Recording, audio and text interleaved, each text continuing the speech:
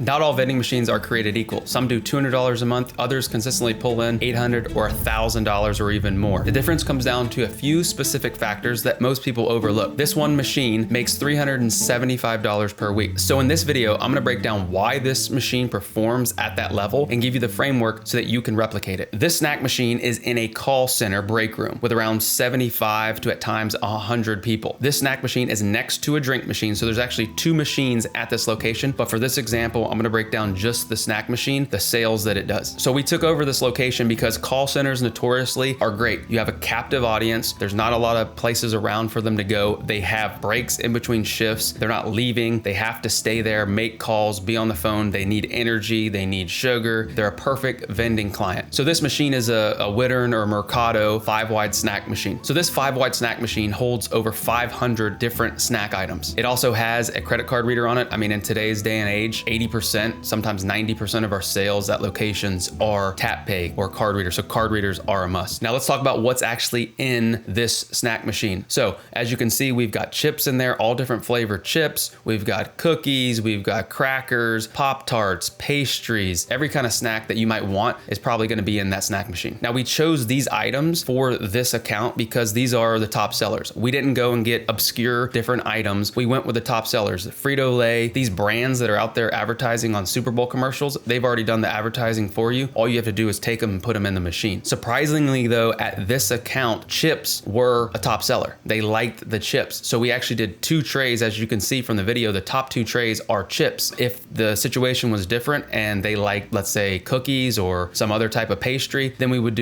add more of those. But in this situation, they liked the chips. So we just did 2 whole trays of chips. So for this account, this snack machine, the pricing is as follows. The top 2 rows where the chips are $1.75. We have the next row, the cookies and Cheez-Its, etc. at around $1.25. Candy, chocolate is somewhere around $2 to $2.50. Pastries around $2. And then everything else is between $1 and $2. Now these prices are consistent with the 50-30-20 rule. Actually, some of them are a little bit higher. It just depends on the area and the clientele of what prices you can get. You have to be careful about pricing. If you price too high, then a competitor can come in and undercut you. So you want to find that nice sweet spot. That's why we chose this pricing. So all the prices in the snack machine are still cheaper than them getting in their car, going to a gas station, buying it and coming back. So the convenience and the price is a slam dunk of why they would use this machine. So for an entire year, this machine did $19,523 per month. That's roughly $1,600, and per week it breaks down to around $375. The best week that it had was over the summer when it did over $500 a week, compared to some of the average machines that we have where they can do 500 or 1,000 plus per month. This is a middle of the road, very achievable location and account. Now that $1,600 a month is just an average, right? Here in Florida in the summertime, it is a lot higher, right? It's gonna be higher than that $375 in the wintertime when there's holidays, breaks, Thanksgiving, Christmas, places close down, that average is gonna go down. So that's just an average for the entire year. But overall, it's consistent. By the way, if you wanna learn how to find and set up machines like this one, put together a complete blueprint that walks you through location, selection, product strategy, pricing, and scaling your vending business. Click the first link in the description to learn more. Let's get back into it. So let's talk about why this machine makes the money that it does. There's 4 things that make this machine successful. Reason number 1 is the customer or the traffic flow, right? The foot traffic. So this is a call center location. They're open for 12 hours a day. People are on the phone making calls and they get limited 5-minute breaks throughout the day. So they don't have the time to get in their car to go somewhere and get a snack. They go to the break room, take their break, get a snack. And that's why this limited time crunch is why people use it before their shift, during their shift, and after their shift. Number 2 is they want the right snacks in the machine. We don't force healthy vending on them. If they wanted healthy veggie chips or something in a healthy item, we would put that in the machine, but that's not what this account wants. They want the quick energy, they want familiar brands, and they don't want all of the crazy weird stuff. Number 3, we keep it stocked and working. Again, this is super important, your service. When it comes to service, we service this probably every 4 to 5 days to make sure that it's always full. And if something breaks, we fix it fast. And other vendors don't do this, and that's why we're able to win and keep these accounts and grow. Number 4, the machine is in the right spot. It's in the break room where everyone has to go to on their break. It's accessible, easy to use. Everyone visits here throughout the day. Everyone who comes to work here goes across those machines. Let's talk about how to figure out what's wrong with your machine if it's not making money. So we have to ask ourselves, is it the physical location of the machines or the actual account? Is there not enough foot traffic that no matter what, this will not turn around? At the end of the day, day 20 people a day going across your machine, that's not going to be enough traffic to turn this around. So you have to find out, is it the actual location, the location of the machines in the account? Is it the snacks? Is it the opposite of what we have where they want a bunch of chips, but the other customers, they want healthy items? Is it the products that you're putting in the machine? Are you putting the right products in the machine for that account? And this varies from every account that you go to. Some accounts, they might not eat any pastries and you have to add a different item. So you have to cater the products to the account. Is it the placement, right? Is it the placement like we talked about? Is it down the hallway? Is it in an area where everyone can go past it like a break room? Let's talk about how we landed this location. So this location actually was a business that was in Virginia and they moved their location from there down to Florida for tax reasons or whatever reason. They moved their entire business down to Florida. They reached out through our website contact form. We had an initial conversation, went and walked the space, saw the break room, saw where they wanted the machines, and it was a pretty simple deal to close. They had a need. They saw us online with great reviews. We told them we could take care of it, signed a simple agreement, and installed machines 2 weeks later. Now, when that lead came in, we responded that day and we set up a meeting for the following day. So being fast and prompt with your service when you respond to them shows that, hey, they have their stuff together. So if we actually do go with them, we know that we're going to get great service. Now, this location is easily replicatable. If you're starting today, you can find a business that has 50, 75, 100 people and put in a couple machines to generate some income. If I were starting out today, I would use the Google Map method. I would have a website. For this location specifically, it was an inbound lead. So in today's day and age, even if you're just starting out, a one-page website with a contact form would be a must. We did not go out and solicit this location. They were inbound from the website. So one thing that we are going to upgrade on this account is when we first set it up, we put in that 5-wide snack machine and then we put in a Vendo 621 8 select. The drinks are picking up. They need more selections than just 8 different varieties. So we're actually going to add a smart cooler this year to that location to upgrade it to provide way more options and probably double the sales of that drink machine. So again, another piece of advice for someone trying to do this same thing is focus on what the customer wants. I know that healthy may be a trend that you want to do in your personal life, but if it doesn't sell, if the customer doesn't want it, then focus on what actually sells. Also, service your machines consistently. It doesn't take long for you to get on the radar with bad service and then look for another vendor. That's what separates you from the lazy competitors. So one machine making $375 per week might not sound life-changing, but when you understand why it works and how you can do the same thing with other machines, the right location, the right snacks, great service, smart placement, that equals a machine that can make real money. And if you can do it once, then you can do it 10 times. And that's how you build a real vending business. Now, if you want the complete system for finding and setting up locations like this, click the first link in the description to learn more, and I'll see you over there. But remember, most importantly, until next time, keep your drinks cold and your snacks fresh.